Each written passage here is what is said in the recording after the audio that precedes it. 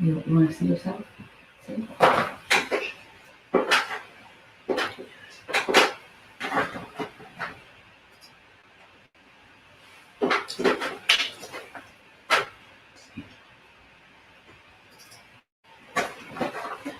Hello, everyone. I know that we have a lot of people who are watching us on the stream. We have some folks, a lot of folks who are inside of the platform as well, approaching 100 people inside of the platform who are probably networking right now. And I may be speaking over you, so I apologize, but I wanted to let everyone know who's on stream that we're actually getting started. Those who are networking, you can turn your camera on as well as your audio and speak with those who are at the table with you. And I look forward to at 9 very shortly getting started. Thank you.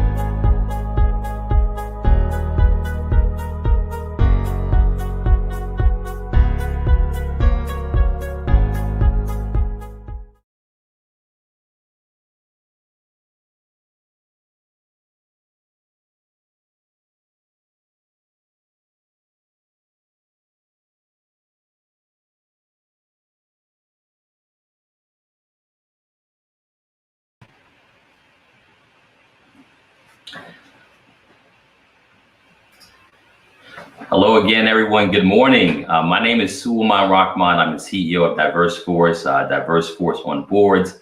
And I tell you, we are excited to have each and every one of you here. As we mentioned in the invitation for this event, those of you who are part of our live event here inside of our virtual platform, you will have an opportunity to continue to network at your tables. I just want to share a few housekeeping so that each and every one of you can be effective in doing so. If you look at the bottom of your of the page, you'll find a number of icons down there and titles where you can actually turn your camera on or your microphone. Some of the instructions were laid out in the beginning, but you can, if there's a slash through it, it means your camera is off or your mic is off. If you want to engage with those who are at the table with you, please just turn on your microphone and or your camera, and they will start to see you as well. You may find yourself in a situation where you can't get out of a mode of the actual video or cameras, and you can go to the bottom, which says towel view, or it says back to the room. There's two different ways you can see those at your table, so you can toggle between those two as well. You can also move the room around. You can actually grab the room with your mouse and move it around so you can see obviously some of our sponsors and partners at the top, William Penn Foundation and Impact Ed, but you'll also see some logos at the bottom, some of our other partners where you can actually pull the screen to adjust as well. By going to, you can go to different tables. You can double click and visit other folks at different tables to engage in conversations. If you've actually been pushed to the second floor, it may mean the first floor is full, but you can certainly try to get back on different floors if you find yourself on a floor by yourself as well. So we're going to stop there and make sure also there's a chat box you can actually do into the general chat if you have any challenges, or go to our help desk, which is in the bottom right. We'll have some team members. I think Tony's there, Lucy's there as well, who can actually help to answer any questions if you're having any challenges as well. So please network with those who are at your tables. We will be getting started with our keynote speaker at 9:30. Again, we're happy to have you here. And those who are on live, we have, I know, a couple hundred people who are also watching us and may not see the tables and don't know what's happening within the platform, but we look forward to you participating with us at 9:30 and hearing our keynote speaker. So with that, please make sure to connect with everyone and talk to you soon.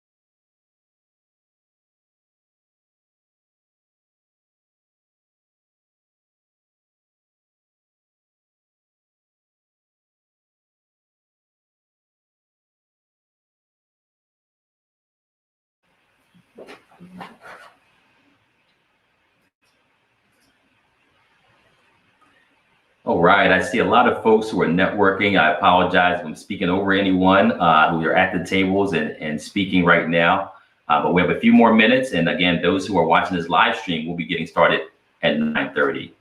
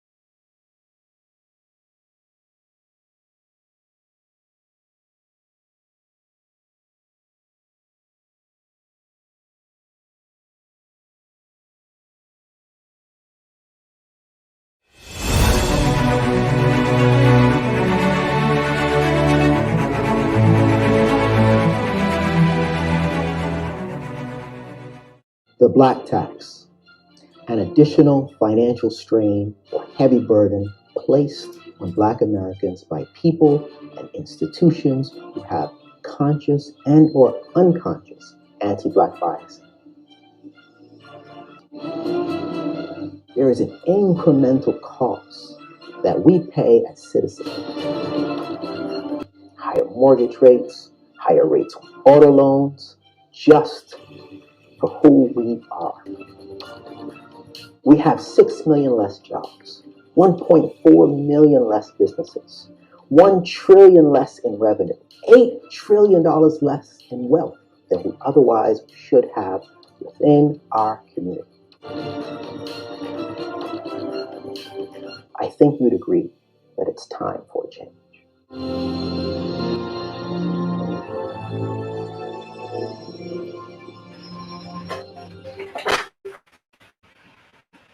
All right, welcome, everyone. Again, those who are on the live stream, who are watching us from different web platforms, for those who are on YouTube.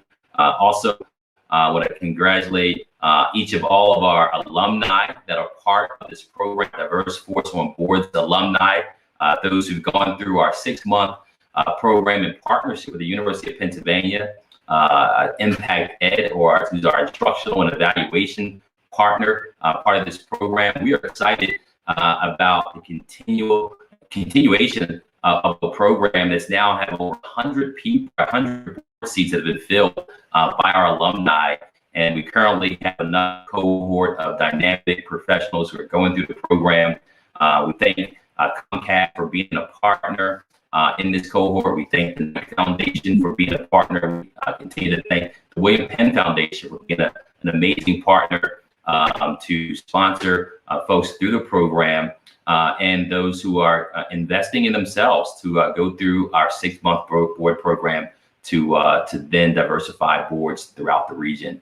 And we want to also welcome all of our nonprofit board matching partners, those who are participating in this program. We're really excited to have you here. And I was bouncing around the different tables and saw a lot of great networking going on.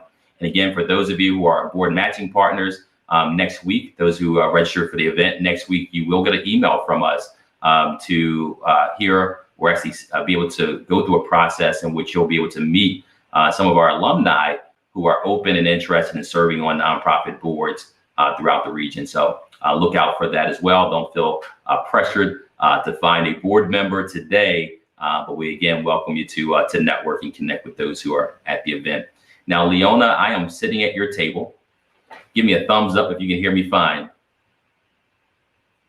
Just a thumbs up will work. There you go. Thank you. Thank you. Just want to make sure everyone can hear me fine, and we'll go ahead and get started. I'm excited about our guest speaker, but today that we have the opportunity to hear from the gentleman that we've been talking about and sharing with many of you is Shawn Rochester. And just a little bit of background on Shawn. He is actually the CEO of Good Steward LLC and the founder of PhD Enterprises. You'll hear more about what PhD represents in his framework of impact. And I tell you, Shawn is not only an author of the book, The Black Tax, he's also a highly and high demand speaker. And I tell you, when I came across his YouTube video that has now over 1 million views, to my understanding, this gentleman, really caught my attention, and just really how he articulated some of the challenges that African Americans have gone through historically until today. So I believe you're going to get a lot from this presentation. After this event, for those who are in the platform with us, there is a QR code in the bottom right for you to share any experiences or any kind of insight that you got from this event, or any other opportunities that you've been to connect with other professionals or even match folks on your board as well. So without further ado, I'm going to bring to the stage Shawn Rochester. Please give him your undivided attention. Thank you so much. Suleiman, thank you very much, for having me as a guest speaker, and for everyone who is watching streaming, and for everyone on the platform. Really excited to participate in this really vitally important conversation. about the economic cost of past and present discrimination. If you guys could throw up the charts for me, I'd really appreciate that. So as was said, my name is Shawn Rochester, and I wrote this book called The Black Tax, The Cost of Being Black in America. And in this book, I talk about the economic costs of discrimination. Now, normally when we talk about discrimination, we tend to speak about it from the perspective of the injustice or the immorality that's associated with it, as opposed to, what is the economic cost? And that's what I wanted to do. What is the cost of that discrimination? And more importantly, what does research from the finance institutions in the country say that cost is? So the work is really broken into three parts. In the first part of the book, I talk about the economic cost of discrimination in markets that are really critical to wealth accumulation for Black people in particular. So that's the housing and automotive. It's the insurance and finance that underpin that. It's the job search, high-end careers, online commerce, capital raising for business, so on and so forth. In the second part of the book, I talk about the past costs of discrimination from the time of slavery up until the present, just really walking through practices that we may or may not be familiar with and looking at it from an economic perspective. In the third part of the book, I do a summary of, where are we now economically? And then I introduce an economic framework that's called PhD. And PhD stands for purchase, hire, and deposit in ways that create jobs, create and expand business, and provide capital in the Black community. The reason that this is of particular importance is because pre-COVID we were missing about 6 million jobs across the broader Black community. We were missing about 1.4 million businesses with employees. So you may know that there are about 2.56 million Black businesses. What a lot of people don't realize is only about 4% of those have any employees. That 4% generates about 70% of the revenues from all of Black enterprise, roughly about $100 billion, and employs about 1 million people. They represent about 109, maybe 110,000 companies. And we're missing 1.4 million of those. And in addition to that, you also have the wealth gap, which is an enormous number, right? It's roughly about $841,000 between the average or mean Black family wealth and the mean white family wealth. Across 17 million Black families, is roughly $14 trillion. So these are massive and enormous gaps. And these gaps are driving about almost all the socioeconomic challenges that we are seeing. So these are big challenges.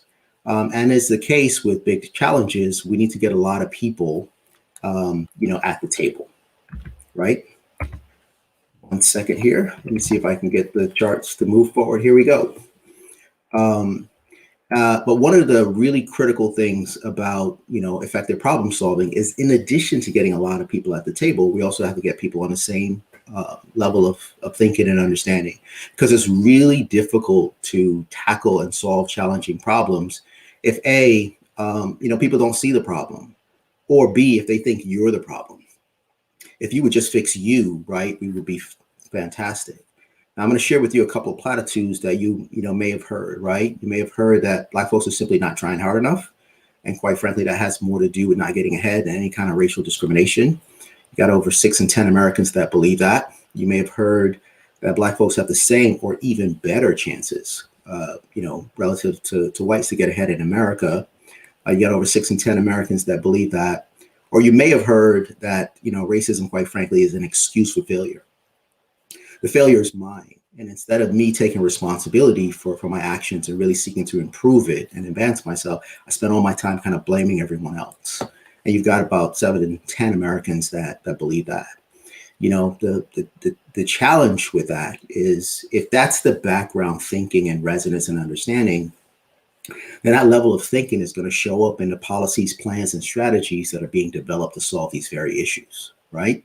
And of course, effective problem solving needs to be done on a foundation of empathy and understanding, right? Where empathy is our ability to put ourselves in other people's shoes, kind of see and experience things from their perspective, and to understand the pathology, right? How did they get there in the first place?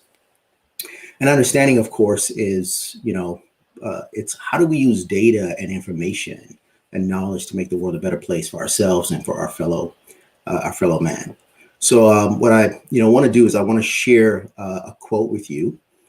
This quote is from Albert Einstein, and he said that we must make every effort to ensure that the past injustice, violence, and economic discrimination, which by definition is the black tax, will be made known to the people. The taboo, let's not talk about it, must be broken. So Mr. Einstein gave this at an address to the National Urban League back in 1946. So taking heed from his advice and counsel, let's talk about it.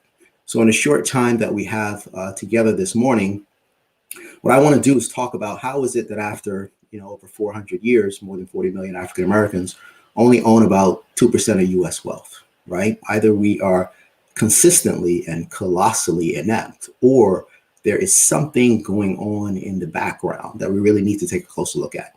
So let's do that. So what we're going to do is I'm going to go back to the time of slavery. I'm kind of going to walk through to the present to help articulate and illuminate on some of these issues. I'm not going to describe the horrors of that institution, but what I am going to do is look at these things from an economic perspective, right? And one of the first things I think we all need to understand is that slavery by definition is a 100% tax on your labor. Quite frankly, it means that nothing that you produce is yours, right? Not even you are yours. Now, there are a number of things from that time period that we could never value, right? We could never value what it means to be a man and to be unable to protect your loved ones. We could never value what it means to be a woman and to be unable to control your body for the entirety of your life or benefit from the fruits of your labor or your innovation, so on and so forth. But you can value the economic impact of labor extracted from millions of people over almost a 250-year period. And economists have looked at that. In some place that number is high as 24 trillion, others place it as high as 97 trillion. If you assume that the truth is somewhere in the middle, the economic impact of the extraction of labor for millions of people over that time period could be as high as $50 trillion. Now, that's not the only thing that we can look at from that time period, because if you fast forward to about 1860, we know that there are 4 million people, Black people, held in bondage at that time. Those people represent the most liquid asset in the country. They are about 50% of the full economic value, right, of the South. And it turns out that the value of those folks is actually so large that you have to measure that value in terms of either national income or GDP or national wealth, right? So the value of those folks is estimated to be between 16 and 20% of US wealth, or about 1 to 2 years of GDP, or roughly national income. So if you look at the value of those folks in today's equivalent, from a wealth perspective, we're talking about 15.5 trillion. How do you arrive at that, right? Well, national wealth at the time that I was doing the work was about 85 trillion. It's actually significantly more right now. 16 to 20% of 85 trillion is roughly 14 to 17 trillion dollars. If you take an average of that range, you're at 15.5. If you look at it from an income perspective, it's about $28.5 trillion. Pre-COVID, GDP was roughly 19 trillion. 1 to 2 years is 19 to 38 trillion. If you take an average of those two things, you're at roughly, 28.5. If you take an average of those two independent ways of kind of coming up with the value of those folks, we're talking about $22 trillion, right? An enormous number. Now you could even take it a step further, right? And you can go back into 1839, and you can look at what Henry Clay is saying on the floor of the U.S. Senate, where he is estimating that the value of people held in bondage at that time was roughly about $1.2 billion. If you look at the work from Thomas Piketty, you can see that slave-related returns or returns on slave-related investments generated 6 to 8% returns on an annual basis. So even if we take something on the lower end of that scale, applied to that 1.2 billion, it's over $24 trillion in today's equivalent. And if you're unconvinced by Mr. Clay, you can go back even further into the 1810s, and we can look at what Thomas Jefferson and James Madison are saying about the value of those people held in bondage at that time. And they place that value at roughly 1 year GDP, which would be the equivalent of $19 trillion pre-COVID, or the equivalent of selling 1/3 of all public lands, right, in the country. So, no matter how you look at this, we're talking about really massive, difficult to comprehend numbers in terms of labor extracted and value of those, people at the time. One of the really interesting things to look at is what is the economic implication of that? Because at the time, we did the work, the value or the net worth of African Americans was roughly about $1.5 trillion. So we just established that the value of 4 million people held in bondage in 1860 was 22 trillion. The implication of which is 4 million people held in bondage at that time have 15 times more value than 45 million people who exist 153 years later. And that's just kind of the math associated with that. Now you could say, well, I get what you're saying, right? And maybe the numbers are a lot larger than I originally thought, but that was a long time ago. Right. And there's been a tremendous amount of time since then till now to really advance and do well. Other people have come here, during that period of time, and they've gone on to do quite well. Yet you see Black people still in this situation.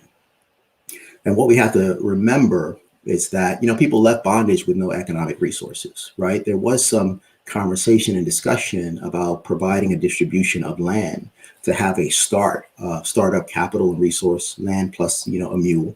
This, of course, didn't happen. Around the same period of time, there was a massive distribution of land, which is the Homestead Act, which we may remember from our middle school and high school years. And one of the things that's interesting to think about is the juxtaposition. What is the value, right, of what was not distributed versus what was?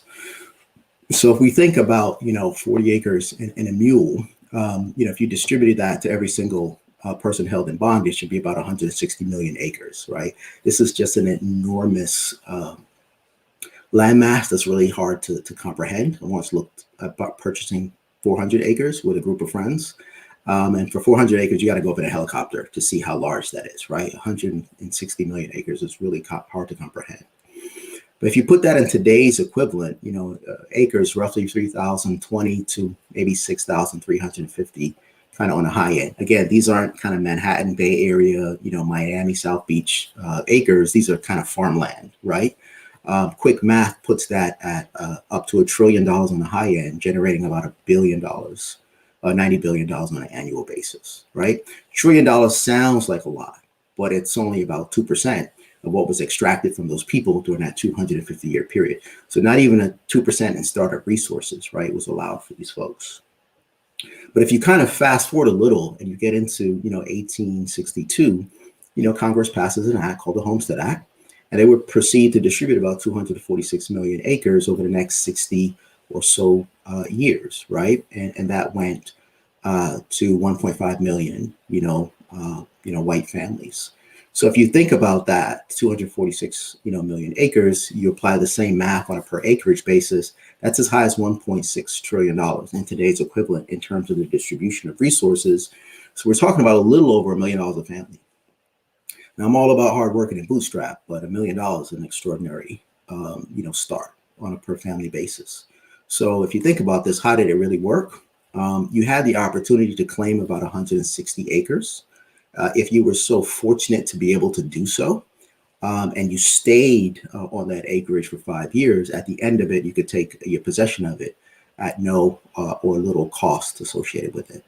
Now, if you were coming from Europe, literally with nothing but the shirt on your back, and you were so fortunate to be able to claim one of these lots, not only could you take possession of the land after the 5-year period, but you would also naturalize. And that's roughly about how long it took to become a citizen, at that time. So it's an extraordinarily high level of investment, in people. Now, researchers say that in terms of direct beneficiaries, there are up to 93 million, white Americans that are direct beneficiaries of this, right? Not secondary, tertiary, related in some kind of way. So that's a pretty extraordinary thing where you have, $1 trillion of land that's not distributed to people from whom many trillions have been extracted from, and yet almost 2 trillion distributed to other members of the society. So you're leaving with really no economic, resources. If you fast forward, a little, you've got the impact of the Civil War, which of course devastates the Southern, economy. It devastates the global cotton market.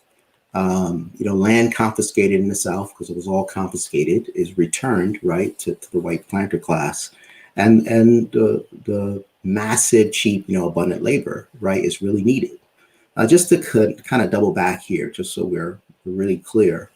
When we say the global cotton market is devastated, it's very important to understand that cotton at that time was like the equivalent of oil, right? It is the economic engine that's really driving the world. There's about 20 million people that are employed in this industry around the world. About 1 million of those people lose their jobs.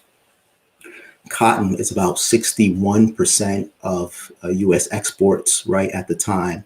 And the U.S. dominates about 80% of the global market, right? You simply cannot beat the impact of free labor. So the world is in what is known as a global cotton famine. It affects everywhere. It affects India. It affects Egypt. It affects Europe, of course, right? Japan, the full kind of industrialized world, at that time. So the world is crying out, what is America going to do to put her newly freed, people back to work? And the answer to that is this, construct, right? That's called Jim Crow. And Jim Crow is an amazingly nondescript name, right? Like, what is it fundamentally? And what it is a system of laws and customs that are designed to reinforce or reinstitute 100% tax on the labor of the sharecropper. Now, this may sound hyperbolic. You might be like, listen, I get what you're saying. I like the numbers. I like the research. But we know these people were poor. But 100% tax just sounds, like you're exaggerating. So what I'm going to do is I'll let you decide whether or not this was 100% tax, right? And we can think through the ability for people to kind of generate wealth, under this kind of, construct. So, what is it, right? It's fundamentally underpinned by this, by sharecropping, right? And, what is it, at the end of the day? The way to think about this is, the large mega plantations were broken into much smaller lots. Black families would settle, on these lots. They would agree to plant cash crops in exchange for cultivating and bringing the crop to market. They would participate in a portion or a share of the crop. Literally, that's where the name comes from. The other thing that's important to know is it's also a contract. It's a literal contract. The challenge with it being a contract is all the terms and conditions are obviously set by the white landowner. Some of those terms and conditions state that if you fell ill, that they could outsource your labor to someone else and then kind of charge you, back from it. Right now, something else that's very, very important for us to understand is these people basically have no economic resources. About 1870, Black people own about 0.17% of U.S. wealth. Not zero, but effectively zero. And we all know that between now and the harvest, it doesn't happen tomorrow. It happens at the end of the season or at the end of the year. And between now and then, the white landowner has to provide them with food and clothes and shelter and the tools and seed and everything that they need really to bring that crop, to market. And they're doing it at rates as high as 70% per year. So with rates that high, a person is effectively setting your cost structure or your expenses. Now, here's the other challenge. The other challenge is, when you bring those crops to market, the white farmer is the market. He tells you what those crops are worth. So that means that he sets your revenue or your cost. So, and if someone controls your revenue and your income, and they also control your expenses, by definition, they control your profit. So I think you see where I'm going when it comes to 100% tax, right, on your labor. Now, if you're fortunate, your profit will net to zero, right? If you're unfortunate, because they don't want you to go to someone else who might be more generous, right, with you in terms of compensation, they will make sure that your profit is negative. So at the end of the year, you owe them. And they will roll that into the following year, and now you're in perpetual debt servitude. Now, extremely difficult to accumulate wealth under those circumstances. And I know what the initial thought would be, which is the same initial thought that I had, which is that's a horrible deal, right? I would never take that deal, right? But here's the challenge. If you decide to not do that, they have laws for that. And those laws are called vagrancy laws. And those laws state that if you can't prove that you're a landowner, and if you can't prove that you're gainfully employed, they can charge you with a criminal offense and put you in a state or county jail, right? Now, you might have said, well, I didn't see that one coming, so I might sign a contract, right, because of that. But upon reflection and second thought, I'm just not going to do the work because it's a horrible deal. And it is, right? But if you sign that contract and then you decide to not do the work, they have laws for that. Those are called contract enforcement laws. And because you broke that contract, they can charge you with a criminal offense and put you in a state or county jail, right? Now you might say, okay, I didn't see that coming, but you know what? It's still a bad deal. I'm not going to do the work. I'm just going to sit in jail, and you can leave me there for as long as you want. And then when you're done, just let me out and I'll go about my business. But here's the problem with that. They have something for that, and that's called convict leasing, which means that they will lease you back out to the very white farmer or private corporation that you did not want to work for in the first place. Now, there is an aspect of convict leasing that you could say is even worse than the institution of slavery in this kind of one respect, which is while a slave owner will kill you or beat you within an inch of your life, slaves are expensive, and they would much rather have you around for another 5 or 10 or 15 years to maximize the return, right, on their investment. So they have kind of what's known as an interest in your residual value, right, your value beyond, today. There is no such interest within convict leasing. They are only interested in what you can do under the terms of the contract, whether that's 6 months, 8 months, 18 months, that's it. They don't care about your life beyond that period. And under those conditions, you have mortality rates approaching 50%. That's a 1 in 2 chance of death under these kind of draconian, circumstances. Very difficult, right, to accumulate wealth, under these circumstances. The other thing that's important to know is extremely lucrative, because you don't have to invest in the whole person. You're just investing in maximum extraction of resources from a person over a relatively short, period of time. So if you go back to 1914, if you look at the state of Alabama, about 20% of their revenue is coming from convict leasing alone. And there are estimates that this number, is even higher, right? So it's extremely lucrative, despite, how severe it is. Now, it's interesting to think a little bit about what kind of environment would have to be in place to allow this to happen on the scale of millions of people over many decades, right? So if we kind of think about what's happening, during that period of time, if you look at what fundamentally kind of are these Jim Crow laws and what are they doing, and you look at what Professor Robeck from Yale University says, is that these laws can be best understood as attempts to enforce an otherwise unenforceable labor market cartel, right? That there's an extent to what discrimination can do, and beyond that, you need the law imposed to maximize the extraction of resources. So if you go to 1883. You've got, Supreme Court decision that really strikes down the original civil rights legislation that was put in place in 1875. And basically what that legislation is saying is that the government has no right to prevent private citizens and businesses from discriminating against Black people, right? What's important to think about here and really let it resonate is that, we live in a capitalist society. And what that means is that the means and modes of production is in the hands of private individual and businesses. And this says that those folks who control that, the market economy, have full ability to discriminate, right, against Black people. If you fast forward, you have the Supreme Court decision that we're all familiar with that pertains to separate but equal. But what that is doing is fundamentally allowing discrimination in the public sector under the false pretense of equal distribution or equality, right, of facilities, right, for Black and white people. And we know that that was not the case, right? So what is that saying? It's really just allowing for unfettered discrimination, both in a private sector and in a public sector.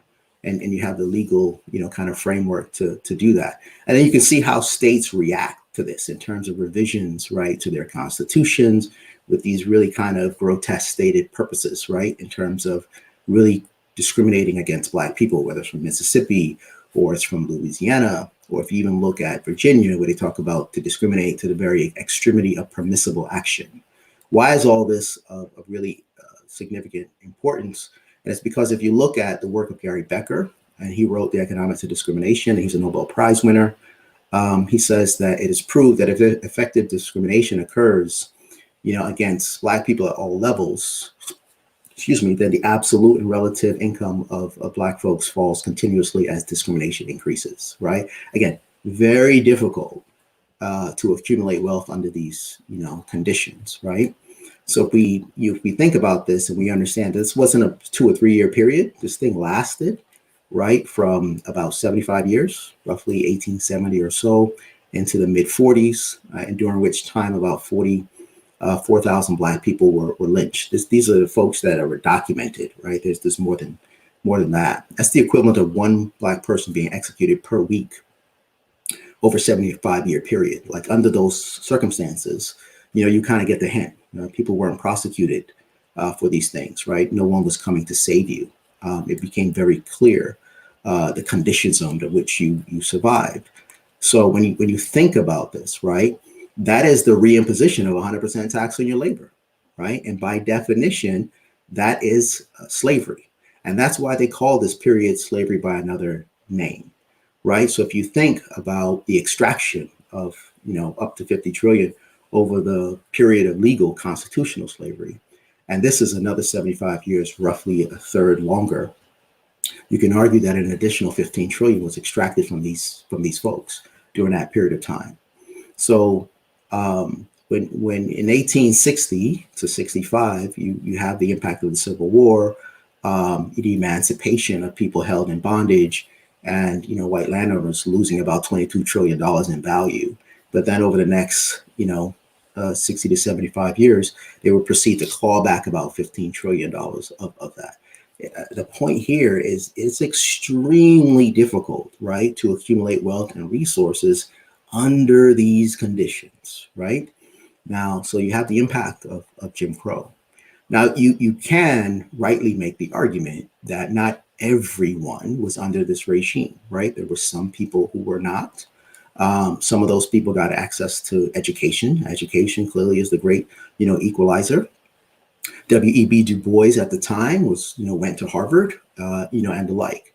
And I get that. But we have to kind of understand that the context, right, from the period of time, because the focus was not on investment in Black people for intellectual prowess. The focus was on labor. So if you think about what is happening, that former white planter class really needs large, abundant, massive, readily available labor, right? There is a clear drive to kind of expand public education that is desired, rightly so, by small white farmers and of course newly freed people for themselves and their children. White landowners were less interested in that. They obviously used private systems to educate their children, but they needed the cooperation and support of smaller white farmers. So they agreed to the expansion of public education, but with the intention of rerouting resources from Black children, to white children. So if you look at what Du Bois says, and he's pretty much the father of sociology, he says in the 40 years since emancipation, Negro taxes and the Negro share of income from indirect taxes has fully repaid, right, the investment that was made in Black people's education by white people. That's the statement that he's making, right? Black people has put in his equivalent amount of resources. If you look at Thomas Logan, who was a former Confederate general and an industrialist, he articulates that when the freedman regards himself qualified to earn a support by mental work, using your intellectual capabilities, he is unwilling to accept manual labor. And that is what is required, right, in the South. If you go to 1914 and you look at, William Baldwin, who's a president of the General Education Board, you can think of that as like the Department of Education before Department of Education. What he states very clearly is that the South needed Negroes educated so that they could be the best possible laborers, right? With the right kind of education, Negroes will willingly work menial jobs, right? And that will open up the opportunity for Southern whites to do the more expert labor, right? So what we're talking about is a massive underinvestment in human capital development of millions of Black people. And if you go to, 1917, it's only about 64 public high schools in the South for Black students. Again, that's not a district, right? That's across the South. And most of those are built and owned by Black people. They're clearly appendages to churches, right? And other structures like that. If you look at what's happening in the North, in New York as an example, right? In 1920, in the New York City public school system, they're spending 50 times more per child, 50, than South Carolina is spending on a Black child under their segregated system, right? So you got people who may have come from Europe, if they settled in that area, 50 times more is being invested in their human capital development than a Black child in a segregated South. If you go to the South, for every dollar invested to educate, a Black student, you've got 5 to 8 that are being invested in a white student. This is not rocket science, right? If we do this in our families with our own children, one is going to be impoverished, right? The other is going to go to Harvard. If you look at, teachers, Black teachers are making 25 to 34% on the dollar of what their white peers are being paid for teaching the same, curriculum. Again, very difficult to accumulate wealth under these, circumstances. And white students, of course, are getting 50% more years of education by, age 25 than their Black peers. So the impact of this, right, if you look at, the economics of discrimination, what, Professor Becker says is that, he's saying in the last 50 years, right, so this is the first half of the 20th century, Negroes have advanced little in relative occupational hierarchy. So you open in more factories, you have more janitorial, right, unskilled labor for Black people, not more sophisticated, roles. And researchers say that, if you kept the discrimination in the marketplace the same, but you actually invested equally in the children through the educational system, that alone could have cut the wage gap by, up to 50%, right? Which is an enormous thing. So when you start to think about that over a generation for millions, right, of Black children, that's over $600 billion of impact. If you look at that over this 90-year period, right, that we're roughly talking about, up until about Brown v. Board of Education, you're talking about, over $3 trillion of impact. A massive underdevelopment, right, in human capital development for Black people, extremely problematic. Now, so when you got the impact of education. Now, you could make the argument, and rightly so, that back in the day, you didn't really need an extraordinary education to do well. Right? We all have a story about, a great grandfather or, grand uncle who had a third grade education, extraordinary work ethic, worked extremely hard, built a home, did well, right, for his family. And investing in housing is critical, right? And housing clearly is the great wealth builder, right? It's part of it's the bedrock of the American dream. The country is extremely serious about it and invests, right, in making that dream a reality for millions of people. And at the time, the federal government invested the equivalent of $1 trillion today in subsidizing home ownership for citizens, a wonderful and terrific thing that had a large impact on creating kind of this property middle class that really never existed, anywhere before. The challenge with that is that less than 2% of that went to Black Americans, right? And during that period, you had over 20 million European immigrants who came to the US. And after they naturalized and became citizens, they had access to all those resources. And Black people largely did not, right? So when you think about, the FHA, I won't go into redlining, but it's, the federal government created the mortgage as we know it. They guarantee the payments of citizens that allow banks to take lower down payments. It's 20% comes from that. Have longer repayment terms is where the 30-year comes from, and to have interest rates that were reflective of this kind of reduced risk. They didn't do that for Black Americans because of discriminatory practices. So it was very difficult to participate in home ownership, even though the desire was there. The banks followed suit according to that. If you wanted to work directly with the developers, they follow suit as well. You know, realtors wouldn't participate in transactions, especially if Black people wanted to move into, you know, better resource, you know, white communities. And even residents signed covenants amongst themselves saying that if they sold from a particular community, they would only do so to other people who are, you know, European or kind of Caucasian by definition. So you've got a wall, right? Like a phalanx that's preventing you from participating. And probably the greatest building vehicle that the world, you know, has ever seen. That may sound very, you know, qualitative, but what we can say in a very concrete and definitive way is that between 1930 and 1960, less than 1% of all mortgages in the nation went to Black people. Less than 1%, right? Now, just because you can't get a mortgage doesn't mean that you don't have a desire to live and to be a part of this American dream, right? People still want to own homes. So what they did is they turned to the private sector, private markets, under something called contract sales. Because these are private markets, people don't have to have appraisals. So you've got houses selling at 2x the price. You got extreme, you know, interest rates associated with it. But the worst part of all is that you're not accruing equity in the home as you're making your kind of installment payments. Easiest way to think about that is if we agree that I'll take possession of a home after 100 installment payments, and I make 99 of those on time, miss the 100 for whatever reason, you get to keep my down payment, keep the 99 payments, evict me from the house, resell it to someone else. And I've accrued no equity, right, in that house. And I was responsible for the maintenance and upkeep. So it's very, very difficult, right, to accumulate wealth under those circumstances. Researchers estimate that if you go into the 1950s and you look at the greater Chicagoland area, that up to 85% of all real estate transactions that happen for Black people in that area, which is a massive area for people migrating and fleeing the tyranny of the South, was done through this very construct. Very difficult, right, to accumulate wealth. Under that, if you say, listen, just kind of hunker down and kind of stay where you are in your various communities, this will pass. Even that is challenging because people are being corralled into these smaller urban kind of ghetto communities is the word that they would use. And it turns out that the rents within those communities are 50% and more higher versus the rents outside of it. Now that sounds completely non-intuitive. Why would the rents in a place that's less desirable be higher than places that are clearly far more desirable? And the problem is you've got millions of people, right? Over 6 million Black people are fleeing the tyranny of the South.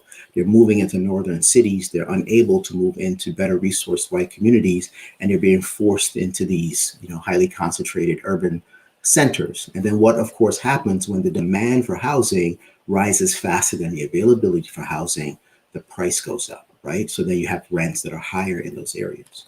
And if you look at, you know, 1960, the Federal Trade Commission did a study, and they found that goods and services sold in these areas are selling at 3x the price of goods and services, same goods and services sold outside the area. Again, enormous economic pressure, very difficult to accumulate wealth, you know, under these circumstances. If you say just kind of hunker down and work hard, which is what people do, and you look at labor market discrimination from the late 20s into the early 60s, the estimates are it's about $1.6 trillion of impact to Black people. That's in 1983 dollars, right? If you bring that forward today, it's over 4 trillion, right? Enormous challenges and pressures. And then if you look at the work from, you know, economists from, you know, the University of Bonn in Germany, who kind of studied wealth gap, you know, in the US post, you know, World War II, what they observed is, you know, there was no progress in reducing income and wealth gap between Black and white households over that, you know, roughly 70-year period. This gives you an understanding and context behind why it would be so difficult to be able to lower the gaps, right, under this kind of construct that's happening. So when you look at housing, you've got a massive impact, right? When you look at labor, you have an almost equally massive, you know, impact. There, of course, is the New Deal and the GI Bill, which we won't have time to go into. There's the impact of interstate highway development. We'll have time to cover that. Then, of course, there's the impact of discrimination from post-civil rights up until the present, right? All these things we can, you know, cover in the book, which I encourage everybody to read. So we kind of talked about this continuum that would lead to the current state, right? So we talked about the impact of slavery, the impact of Jim Crow, You've got, no startup capital giving to people who, trillions were extracted from. You've got the impact of education, housing, right, labor, all of which is feeding into what we observe today, which is gap in wealth, massive gap in jobs, massive gap associated with businesses, with employees. Now, if we think about where are we now, right? The Black community is missing about $1.5 trillion in business and consumer income. $1 trillion of that is associated with just the missing businesses. $500 billion is unemployed and under employment associated with it. We talked about the wealth and the jobs. Something else I wanted to share briefly was a number that kept coming up as I was doing research for this book, and it seemed like we're trapped in this kind of 2% rule.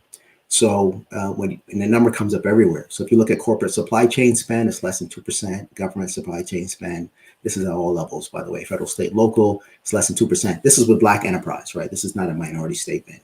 If you look at the spend, even between African Americans or Black people and businesses within Black community, that's less than 2%.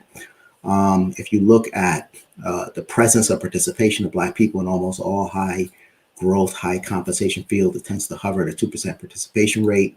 SBA lending, less than 2%, numbers like 1.6%.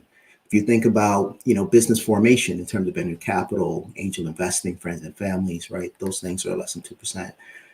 All of this puts a really significant depressive impact on job creation, business formation and expansion, right, in the Black community. So it's really important to have this context as to how we got here, right? Helps us to design solutions to be able to get out of this statement. One of the things I do want to kind of share with you real quick was a question that I got when I did my first talk at Google. And people were like, an individual said, we have a better understanding of the economic cost of discrimination for Black people over this period of time. But could you talk to us about what was the cost to the country? And I thought that was a profound question. And I didn't have the answer at the time, but I said I would think about it. I was fortunate to be asked to come back, right, and to speak at Google. And I had a response, and I shared it in this way. And I'll share this with you, which is, what if Black Americans during this period of time that I was just talking about had been allowed to fully participate in the innovation system that drove the country, right? It's a profound question, because when you start talking about from post-emancipation into kind of the mid part of the 20th century, that's the heart of the Industrial Revolution. It's also this Jim Crow period that we talked about. During this period of time, you got about 2.5 million patents that are created. Telephone, light bulbs, radio, motion pictures, automobiles, transistors that drive really the tech economy, so on and so forth.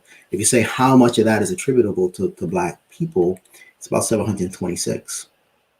Almost a complete and total shutout. Why is this important, right? Because if you look at, Kortum from Yale, he says a constant flow of new patents can generate a constant rate of economic growth. This is empirical and just demonstrable, right? And that the nations, from the Brookings Institute, says the nation's unequal access to high quality schooling deprives the innovation system of a large pool of individuals that might otherwise make or commercialize important discoveries. Something else that's really important that people understand is that talent, skill, capability tends to follow a normal distribution or Gaussian spread. Really just a fancy way of saying 70% of people tend to be in the middle, right? 15% tend to be substantially above average. I call that group the ultra brilliant. We all think that we're part of that group. And 15% tend to be substantially, below, just across populations. A really interesting question to think about is, what was the size of that 15% or ultra brilliant population within the Black population during this period of time? And what were those folks doing? So if you think about that, right, the size of this population is about 730,000 in 1870. It's not the Black population, it's this 15%, of ultra brilliance. That number is growing to about 1.3 million by 1900. Almost 1.8 by 1930. By 1950, it's almost 2.3 million people. What are these people doing, right, in 1870, right, and 1900 and 1930? They're principally engaged, right, in sharecropping and tenant farming and domesticated work, right, as opposed to being engaged in things more complementary to their skill set. By the time you get into the early 50s, only about 1.6% of the Black population even has college degrees, right? It's a massive underutilization of talent and potential. This is really critical because if we start thinking about what's the impact on the country for not having included this brilliance, you know, if you had, right, at all levels, we'd be looking at 280,000 more patents. That would have led to over $2 trillion more in GDP to the nation on an annual basis. McKinsey has, you know, done their own work, and they said if you close the wage gap, you know, over the decade following that, it would generate about, you know, $1.5 trillion on an annual basis, and it would be over $9 trillion more of wealth, right, associated with the economy. And if you look at the flip side, which is what if, you know, white Americans had experienced that level of trauma, right? Which a professor from Michigan State University did an interesting study, and it said, what would be the impact on innovation, right? And if they had experienced a similar Jim Crow type trauma, that could have resulted in a reduction of patent creation by 40%. Which 40% of these things can we afford to not have, right? It'd be 1 million less patents. That'd be almost $8 trillion impact on GDP, and over $30 trillion impact on national wealth, right? Professor Becker notes in the economics of discrimination that both parties involved in discrimination pay an economic price for it, both the discriminator and the discriminated. We see what that price has been for Black people, which is massive and enormous and hard to conceive, but the cost has also been extraordinary, right, for the country, you know, as well. So I want to kind of pause here and share 2 quotes with you as I kind of conclude this part of the presentation. And this one is with, you know, Mr. Einstein during the same conference. And he says, the worst disease under which the society of our nation suffers, in his opinion, is the treatment of the Negro. You understand, based on this presentation, why he might come to that conclusion. And Emperor Selassie, in his speech to the United Nations back in 1963, said, the basis for racial discrimination has been economic, and it's with economics that these evils can be overcome. You know, I agree with that statement. So there we can, you know, pause, you know, take some of your questions, talk about the PhD economic framework, talk about, you know, solutions and the need and importance of specificity. Thank you, guys. Shawn, again, dynamic presentation. I'm sure was very enlightening for many people. And we do have a few questions that have come through the chat that I'll pose to you. One came from Kathy inside the platform here. And, you know, she asked, what are your thoughts on housing grants recently approved? And this is a local kind of a grant program approved in Evanston, Illinois. Is this a good model for communities thinking about reparations for our nation? So yeah, I'm not, you know, an authority on the details of what they came to. I think they came to the conclusion that they're going to do $25,000 grants that would go towards housing. I think it's symbolically, it's a great step. But we have to be careful when you start talking about reparations. I just want everybody to understand, you're talking many trillions of dollars, right? So, and so this is, you know, an important move to show other communities that there are things that can be done. Housing is obviously critical, right? And it's great that they have, you know, made a difference in terms of what they're doing. But I'm also very focused on scale, which is, are the things that we're doing commensurate with the gaps, right? And not just measuring them from what I call the zero state. And the zero state is literally zero, right? We haven't done anything, we've done something, and that's a good thing. Does it kind of have the scale that's necessary to transform the impact? So I like the directionality, I like the clarity, I like the specific nature of it, right? This is clearly towards Black people. This is clearly reparatory, right? In terms of its language and not some kind of other funny language.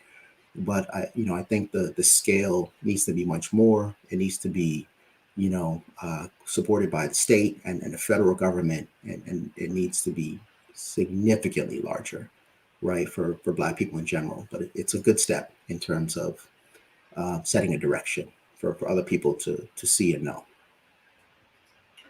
Awesome. We have another question here from one of our alumni, Clinton Johnson. He's actually in full disclosure, he is a GIS, a Geographic Information Systems expert with Esri.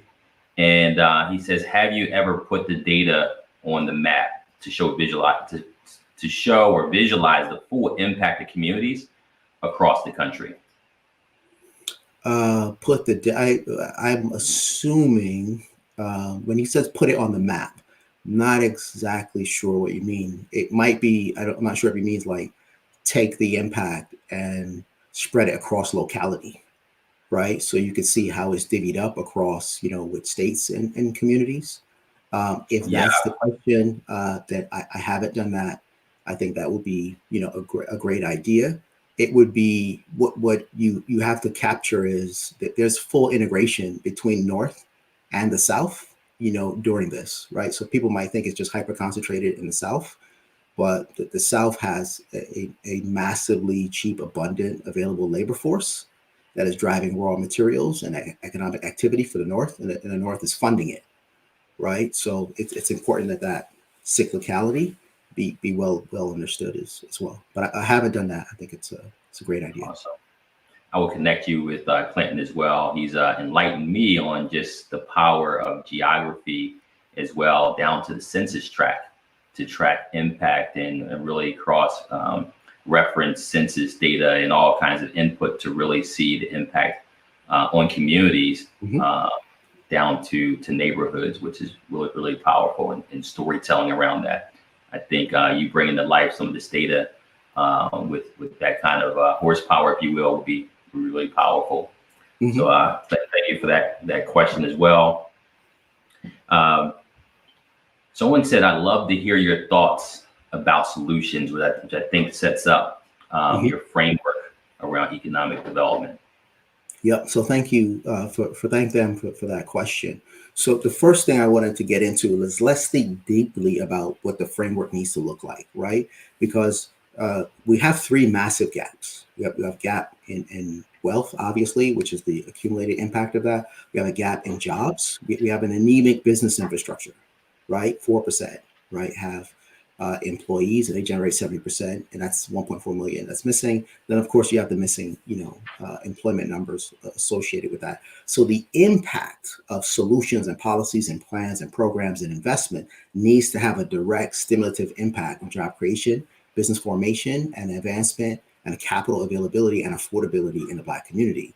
I call that the PhD economic framework, right? And we're thinking about that as individuals and corporations and institutions as to how we purchase, right? That's our spending as individuals. That's our spending in terms of our supply or procurement chains, right? That's how we leverage our collective balance sheets in terms of where we put our financial resources. Are we putting them in, Black banks and credit unions, CDFIs, other, small community, banks that have a forward-facing, active lending, posture in Black communities, and how we are making sure that Black people are properly represented, right, on payrolls, right, at all meaningful levels, not hyper concentrated and the lowest kind of compensated areas. So that's that PhD framework, right? What it helps us all to do is to measure the efficacy of the specific plans and programs that we kind of put in place.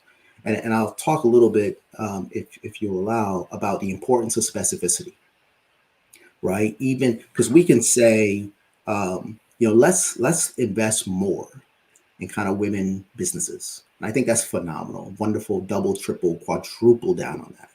But if we look at kind of those businesses that are, women led, that have employees, say how much revenue does it generate? It generates about 1.2 trillion. If I ask how much of that is coming from Black women, it's like less than 2%. Right? So the implication of that is as you're putting resources in there, for every $100 you're investing in there, it's not until the $99 that you would see a Black woman participating and benefiting from it, because you don't have specificity, right? Even though the intention is right. If you say the same thing about our Latino brothers and sisters, I would agree, double, triple, quadruple down on it. Let's do more business with those enterprises. But if you say how much revenue are those businesses driving that are large enough to have employees, it's about $380 billion. If you ask the same question, how much of that is from Black people within that group? Again, we're at this 2% number. So it's not until the $99, right, that you see that kind of benefit. You say the same thing about our Asian brothers and sisters. I'm like, yeah, let's do it. Let's make it happen. They're generating about 628 billion for their businesses that have employees. By definition, there's no Black people in there. So if I add up that entire kind of group of diverse spending, only 4% of that is going to Black enterprise. That's the importance of specificity. Now, everybody who's doing that has the right intention, right? But we got to align intention and actual outcomes. And to be able to do that, you have to be specific, because we know that programs that are well-designed, well-functioned, well-funded, and well-executed, and that are specific have transformative economic, outcomes. So specificity is really, really critical. Awesome. And we know the nonprofit sector ranges as far as revenue that comes into the organization, and many people may look at the nonprofit sector differently, which there are a lot of differences. But at the end of the day, it's a misnomer in some cases.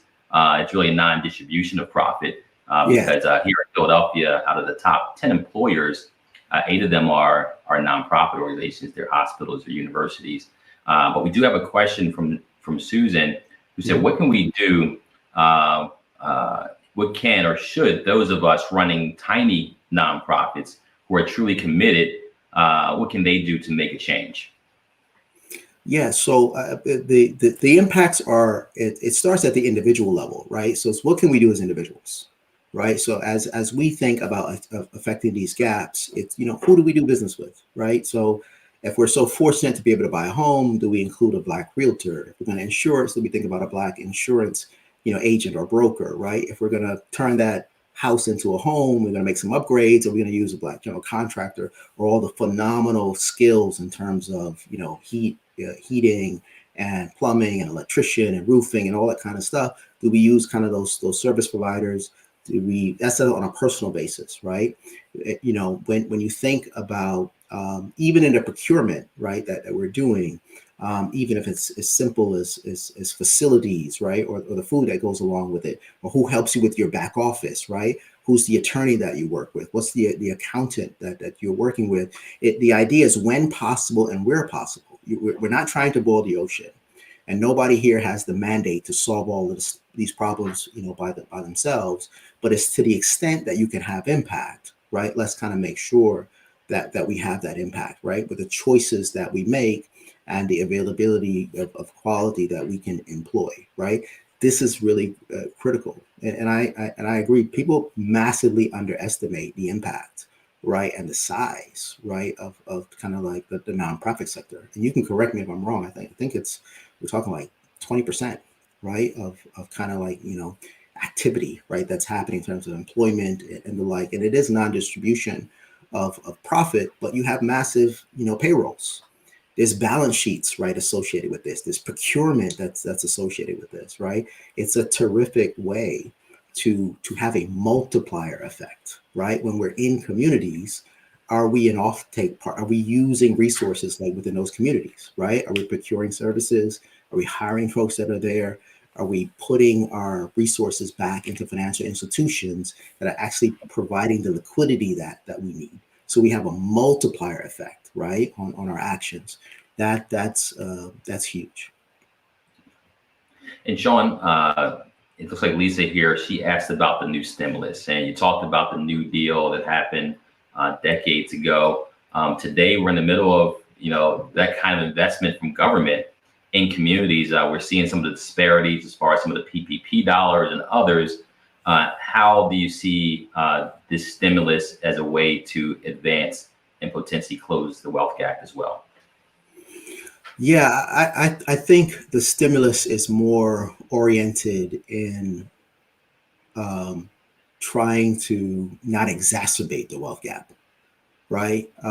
Because, there's massively high levels of unemployment. The problem with the stimulus is it's not specific, right? So it doesn't deal with the disproportionality of the negative outcomes associated with Black communities, right? It's kind of like a generalized program that's based on income levels, right? And by the way, which is not a great way, because we know that, Black families with college degrees have equivalent or less wealth than white families who make considerably less, right, and who have high school degrees and the like. So I think the stimulus is great in general for the nation, right? They're trying to put some resources into communities. We could kind of talk about that offline. Like I would have done things differently, right? Because you actually want to prevent the situation that we're in. It should have been much larger initially, right? So you didn't have the massive levels of kind of laying people off. We could have provided those subsidies kind of early. You actually need to have a plan to be specific, to deploy resources into Black communities, because even in the best of times, Black people are facing extraordinarily high levels of discrimination that has a tremendous financial impact. So in the worst of times, if you're not specific, it's just hyper exacerbated. And we've seen all of the articles and the data in terms of the funds distributed from the PPP, right, and others. So in general, it's a good thing to kind of stem kind of the kind of economic disaster. I don't think it's large enough per family, and I don't think it's specific enough when it comes to dealing with people who are hyper disenfranchised, right, even on a normal basis, and certainly from a historical basis. And that needs to be a significant, part of it. And that's to prevent the gap from widening. And the gap is widening. Like, let's be absolutely clear.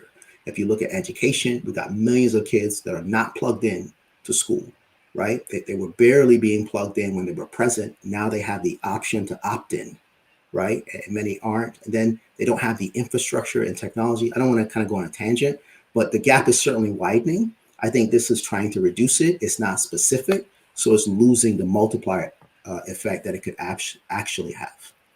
Mm-hmm. And you spoke about kind of historical disadvantages up to kind of the civil rights movement, if you will. We're seeing a lot of these things resurfacing, obviously, in 2020 with all the incidents and this unprecedented kind of pandemic, if you will, that's widening the wealth gap.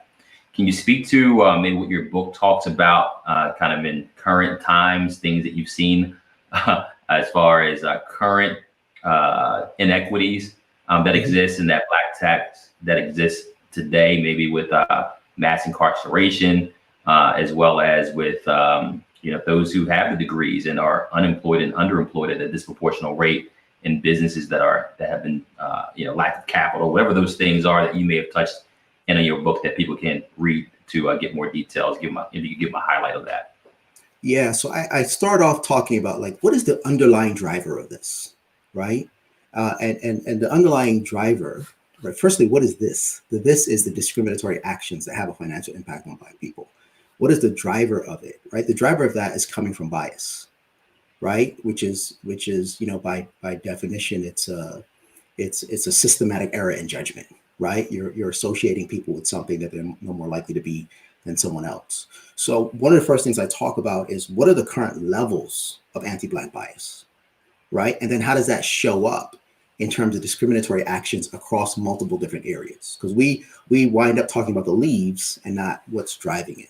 So the levels of bias are actually quite high. If you go back to some research that was done back in 2012 by, I think Chicago, Michigan, Stanford, Associated Press, a bunch of different places, what they found is across the American electorate, if you look at, conscious bias, like, exactly what you're doing, anti-Black bias in particular, it's 51%. You look at unconscious or implicit, you don't mean it, but it's still happening, it's about 56%, almost 6 in 10. If you look at the work that Harvard has done, on studying kind of implicit bias, right, unconscious, they have that, implicit association test. Many of us may have taken it. It measures kind of like our anti-Black bias levels. They actually call it automatic white preference, which is a wonderful way of saying kind of anti-Black bias.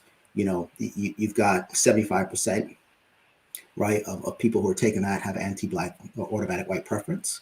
Citigroup's research said that for the white people that took the test, and by the way, millions of people have taken this test, right? It's at 85% levels. So the question is now, how does that manifest itself? And it manifests itself in housing in terms of you'll be told about less houses, you'll be shown less houses. That's kind of hard to put a price on, right? Given that it's just kind of wasting your time. And but then, when you're, getting a quote in terms of interest rates, right? For getting a mortgage, if your name or there's some indication that you're Black, you're going to be treated like your credit's 71 points lower, which is quite dramatic. You're much likely to be denied, right? You're 3 times you're more likely to get an interest rate that's higher than you should get, according to your credit score, right? We looked at the last kind of economic downturn. You saw higher fees, right, associated with Black communities and also with Latino communities. And then you've even seen, in the news, we have lower appreciation rates, right? Because the home is all about what's the cost of the home to maintain and how much does it appreciate, right, over time. And per dollar is like 18% less appreciation, right, for people who live in high concentrations of Black communities. And then you also see that there's downward pressure that's being put on Black homeowners in terms of appraisals, right? You guys have probably seen some of the studies. If you add all these things up, it can add another $340,000 of cost to the purchase of a home by a Black person. That's $450,000. So you have what's driving it, which is this kind of anti-Black bias, right? You have the economic impact, and then you have the reality that that's taking cash flow out of your ability to affect your family now and affect your community now, and your ability to leave a legacy, right, for future generations. And the same thing shows up in the automotive market, which is actually quite massive, right, for Black people, buy 5 million cars a year, right? And it shows up even in the job search, which you've seen, like the impact of a name could lead to 50% less callbacks. That as you increase the quality of the resume, if the person thinks it's Black, then the desire for that person doesn't go up, right? So you increase the strength of the institution, quality, experience, depth, all that. For the white resume holder, everything's the same, goes up by 30%. For Black people, it doesn't go up at all. You need 8 more years of experience to overcome that. So this is showing up, in many different places. When it comes to interaction with the police and the criminal justice system, the issue is that Black people's presence is interpreted differently, right? You are interpreted as a threat and a danger. Things that are really important for like male executives, height is seen as a very, very positive thing for leadership, but that's only for white male. That doesn't apply to like Black males. It's generally seen as something that's more threatening. And even if you look at the stop and frisk data that was done from New York City, it is a direct correlation between the height of the individual and the level of time, the amount of times that they're going to be stopped and frisked. So this is showing up, in the present, right? It is showing up in education. It is showing up in healthcare. It is showing up in criminal justice. It is showing up in the loans that we're getting. It's showing up, in the funding market, venture capital, kind of so on and so forth. But people just don't have the context. They don't have the information, and the associations that they're making is that it's a deficiency in, Black people and constituents, particularly, and not seeing the fullness of the environmental, right, effect that's associated with it, And I wanted to just underscore a point that I kind of ended with that I don't want to go, unnoticed here, right? That when we think about, we saw what the opportunity cost was of not including the brilliance, right, of Black people. This shows up in all kinds of institutions, right? We know that you get better performance when you have diverse groups. The data is very clear on that. It is not because it's the magic of including, just a bunch of different people in the room. What you are effectively doing is including the brilliance of formerly excluded populations, right? In the many hundreds of years that led up to this point, there was a very well stated association that there's a hyper concentration in that brilliance in one group and in the male aspect of that group, right? That's not the case, right? It's scientifically not the case. So if you walk into a room and you see a hyper homogeneous group, by definition, it's extremely difficult to be producing at the highest level, right? Because you're excluding the brilliance of formerly excluded populations. And that's a massive issue, right, for Black people who face anti-Black bias from all non-Black groups, including Black people. So just to be clear, we have biases against ourselves that play out in terms of how we kind of, work and cooperate and do business with each other. So this is really important to formulating effective solutions. So we don't feel like or think we're doing people a favor, or this is some type of just exclusively triage work, right? There's more in it for all of us in terms of performance and in terms of impact. Awesome. Well, Shawn, we're at 10:45, and it was just a dynamic presentation. I'm sure people can continue to ask questions. There are more questions as well on the platform. What I would like to do is, as we transition to the next stage, is we want everyone at their tables to just have a discussion about what you shared and ways that they can begin to take action right away. And to expand on your PhD kind of framework, DiverseForce, we created our own framework that we consult with organizations around. And I want to really expand people's perspective of what DEI can look like. We want to make sure that from a board level, as we are serving on boards, that is much broader than just hiring people of color or African Americans, or just branding them on a website. So we have these domains of DEI for everyone to think about. Some will be more germane to your organization than others, but to really think about this in the strategic ways, particularly from a board level. And after this, after the break, we're going to have a panel or a fireside chat, if you will, with some of our DiverseForce On Boards alumni and participants that we pre-recorded for you to hear kind of their perspective on. There's 3 of these domains that you'll hear from. One will be executive leadership. You'll hear about talent management. And also you're going to hear from someone who's in philanthropy, who gives the kind of their perspective around philanthropy and community engagement. But these are the domains, and I believe that diversity starts at the board level. That's where you have an opportunity to institutionalize diversity across all dimensions of the organization, from executive leadership to talent management. You think about sourcing talent, screening talent, selecting who's going to be part of that final slate of candidates that the leadership will assess, and making sure that throughout that process of onboarding, integrating, engaging that talent, mentorship, sponsorship. So that's all in talent management, things to think about. Succession planning. You think about organizational culture. From a board level, it was Peter Drucker who said that culture will eat strategy for lunch. I say lunch, breakfast, and dinner. If you don't have a pulse on what the culture is of the organization, many times we're in this ivory tower and don't really think about the culture of the organization, thinking that's just a management responsibility, but it's important from a board perspective that we understand that and how things are shifting demographically, that 44% of the population, of the millennial population, are people of color. Okay, 75% of our workforce will be millennials soon. So when you think about these seismic demographic shifts that are happening, it's so important to have a pulse on what's going on within the organization as well. Your product, your service portfolio, or programs, is another way of saying that for nonprofit organizations. Your procurement and supplier diversity, your marketing and communications. How are you internally and externally communicating your values and your brand and demonstrating that through your marketing and communications? When you think about community engagement and philanthropy, and making an impact in the community, how are you engaging? Are you doing that authentically? And you'll hear Aaron Corbett Wright speak about that. Public policy and advocacy.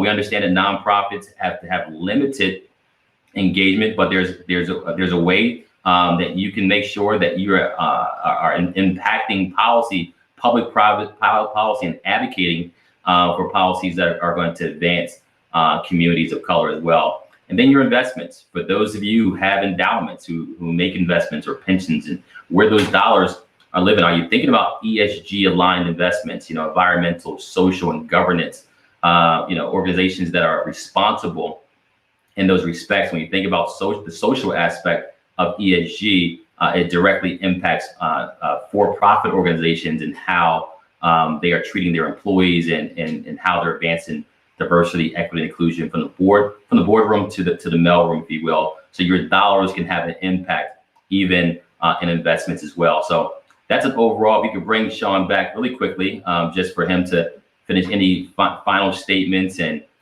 his perspective on kind of these domains of DEI. and then we'll go to the breakouts for folks to talk about next steps and ways that they can impact some of these areas as well. Yeah, I agree and double down like on what you're saying. You know, the impact of the nonprofit ecosystem is massive. It's being led and run, and in the day-to-day work being done by some of the most passionate people, right, that you have, and really powerful and well-connected folks. I'm grateful for the work that you guys are doing in DiverseForce, right, and having this transformative impact. Your partners that are working with you for doing it, and all of the clients that you have that are looking to you to help them, get, diverse talent, right? And I also want to make sure people get, Black talent in that diverse talent pool there, because the impact is transformative, right? There's a multiplier effect on the amazing work that can be done right across, nonprofits, large and small. So, I'm excited about that. Kudos, for you and the whole ecosystem that are kind of working with you. Again, the pie is bigger. The impact is more profound, and you have a multiplier effect on solving the very problems that we are trying to address in terms of leveraging payroll, balance sheet, and supply chain, right? And thinking deeply about culture, because you're 1000% correct that culture will eat everything, right, for lunch, and having this being part of the culture, right? There's more in it for all of us as we include the brilliance of formerly excluded populations. Awesome. Well, thank you so much again, Shawn, for participating today. We're honored to have you here in Philadelphia and beyond for those who are plugging in on all the different social platforms. And I did see Dr. Sunil Cornelius, who's part of our cohort 6. He's a cardiologist, and we won't have a chance to talk about this, but I think he brings an important point of addressing the mental health and the effects of the traumatic experiences of kind of post-slavery and some of the things that happened for generations, if you will, and how to significantly close the health gaps that are happening within our minority communities. Definitely a conversation to have as well, and not to overlook. So with that, we're going to ask each and every one of you to go back to your tables. For those of you who are joining us by live stream, please, it will be quiet so that folks at the tables can have conversations with each other. But would love for you all to go back to the tables that you're at and share your stories, what you got from this conversation, and what maybe ways that you can make an impact. And also, we have this QR code here where anyone who's live or actually in this event, if you could share your story, what you learned from today's experience, you'll actually have an opportunity to press the button and do a quick video and share your experience or insight that you've gotten or any wins that you've had as a result of being a part of this conversation or boards who are part of our DiverseForce On Boards program as well. And our alumni want to hear all the stories that you guys are having. So with that, we'll go back to the tables and we'll be back. We'll actually put it in the chat what time we'll be back. Thank you.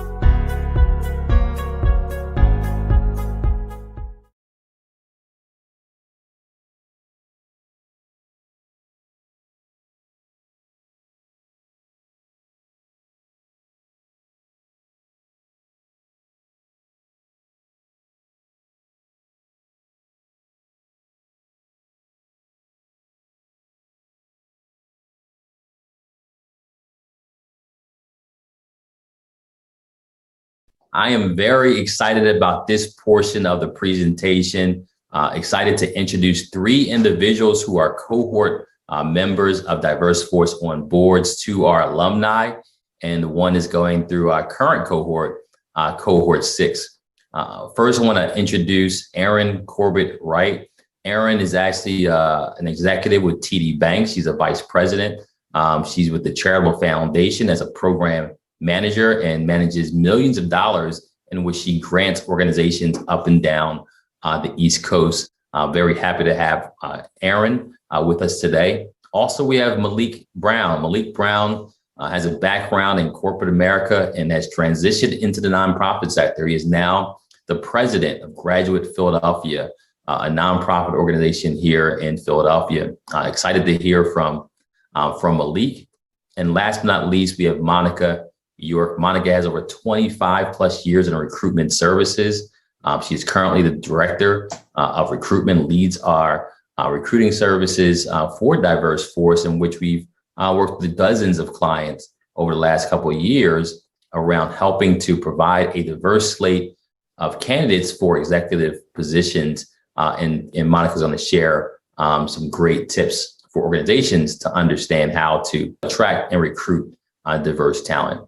So first, I'm going to go to Malik. Malik is actually our sole panelist, who is actually a nonprofit executive in the nonprofit space.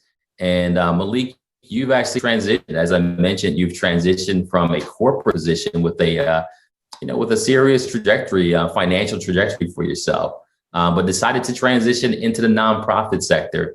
I'm curious, what inspired you to actually transition into the nonprofit sector? So first of all, Suleiman, thank you so much for having me today. I really appreciate the opportunity to offer my voice and perspective and experience. So to your point, yeah, I did start early in my career with Accenture, a prestigious management and technology consulting firm. And I wanted to, at that point in my career, get some of the business pedigree that I thought would be helpful for my long-term, career mobility. Always knowing that I wanted to have more of a social and community impact, with an organization in which that could be my work every day, right? Whereas in the private sector, I was volunteering here and there, but didn't get a chance to kind of make the impact that I wanted to do on a daily basis. And so after about 5 years with Accenture, actually, the Great Recession of 2008 and 2009 hit. And it was actually the year that my first daughter was born. And so it was one of those things where it wasn't my decision, but sometimes we're kind of, pushed into our destiny.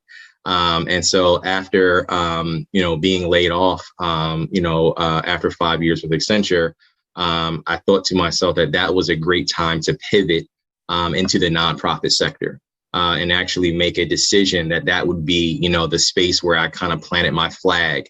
And really started to kind of, grow some roots. And so I transitioned and went to the United Way.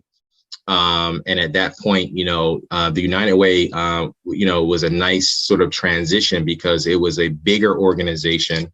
It had a lot of the, similar, practices and culture of a corporation.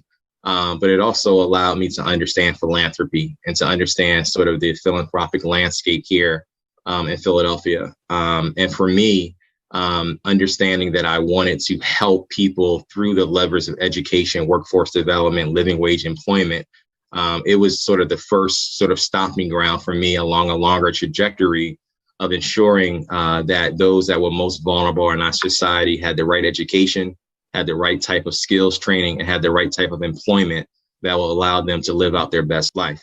And so that was the motivation for me, Suleiman. I think I always had the idea, even after grad school, finishing my MBA, working at Accenture. I think I always had a desire and a motivation to serve in the nonprofit social sector, but I wanted to make sure that I had the right skills so that I could be most effective. And so it took some time in the private sector to kind of get the business acumen and to get the kind of pedigree needed so that once I made the transition into the social sector, I had all the right skills to make me an effective leader.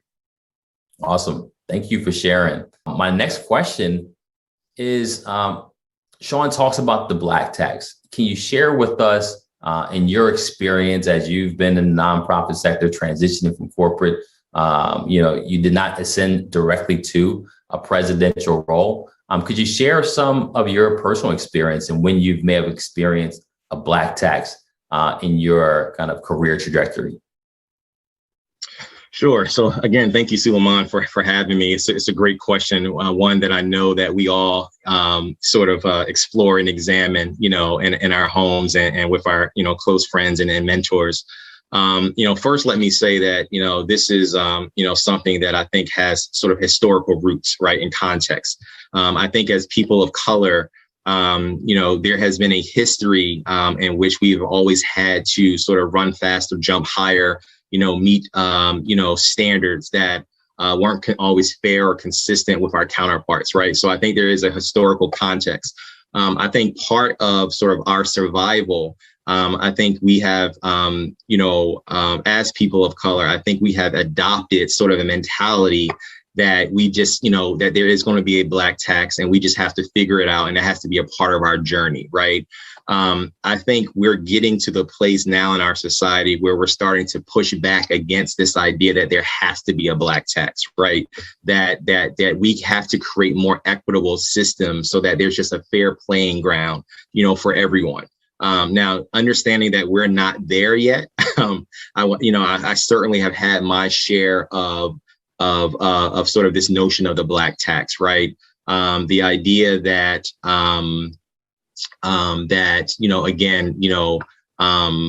that I have to run faster, that I have to, have performance that, my counterparts may not have had, that I have to kind of navigate microaggressions and unconscious bias, right?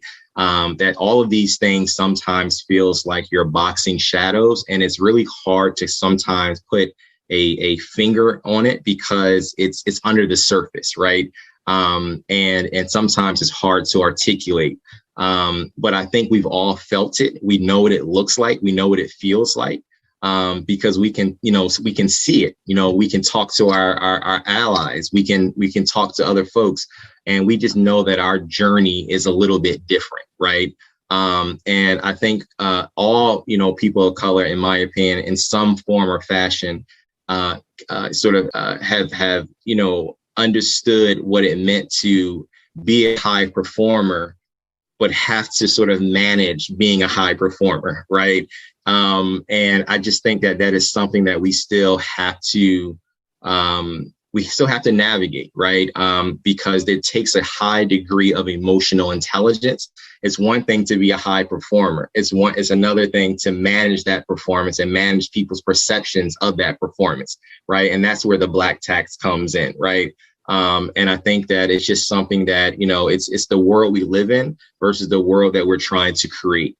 And as long as this is still the world we live in, I think we have to equip each other through programs like this with the essential tools that will allow you to navigate people's perceptions and people's biases and people's microaggressions until we get to the point that we have more equitable systems where we don't have double standards, and that it's just one standard of performance in order for folks to, move throughout their careers and to get into roles of higher leadership.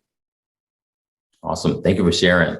And obviously, as a nonprofit leader, you're an executive with a nonprofit organization. Would you mind sharing how board members can help to support executives of color? We hear a lot of stories about those who are in those seats and many times have boards that don't necessarily look like them.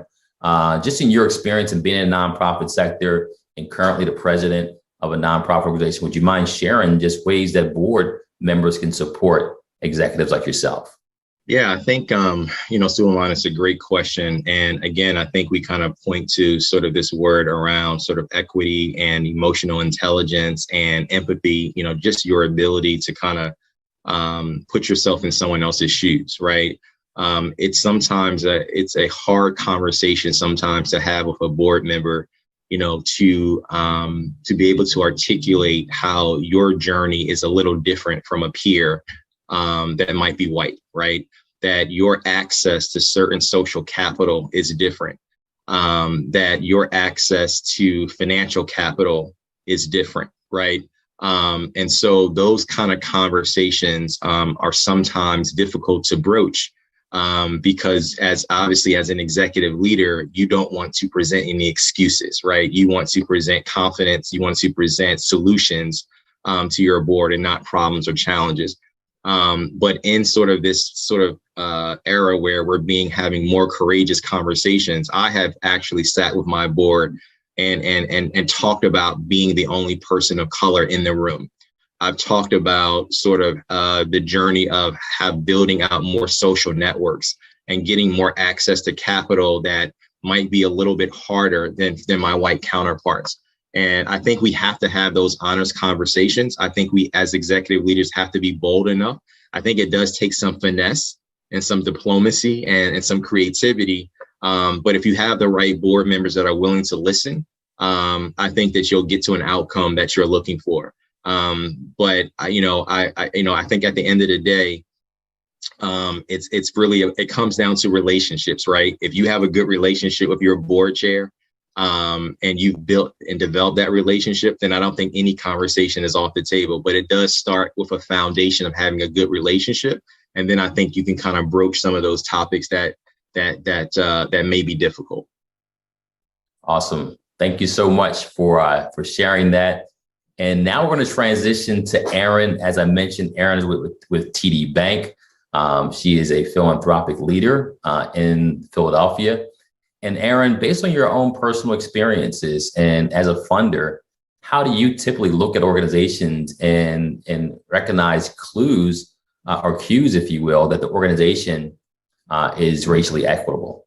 Absolutely. So some of the questions that I'll ask during a prospecting call relate to leadership within the organization. So are the board of directors or are the leadership team, so that's your executive director, your COO, your CFO, are these individuals members of the community that your organization most often serves? That's an important consideration. If that diversity isn't there, how do you source impact and influence and guidance from the community that you serve?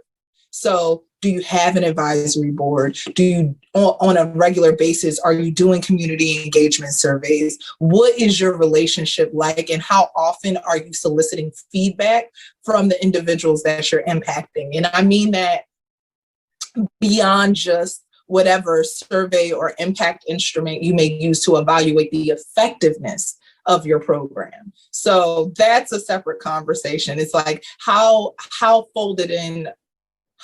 are you folding in, the community and its needs and its perspectives into the design and the kind of skeleton of the organization that you run? So that's one. So that's why we look at leadership.